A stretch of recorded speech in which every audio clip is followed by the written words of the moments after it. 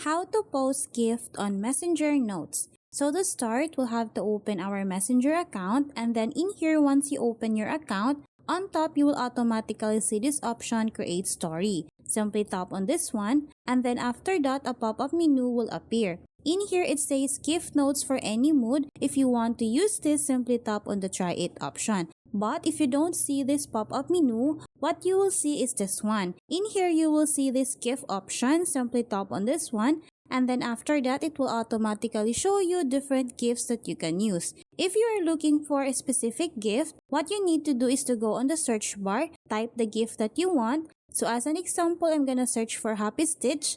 After that, tap on search, and as you can see, it automatically showed me different GIFs of Stitch. So as an example, I'm gonna select this one.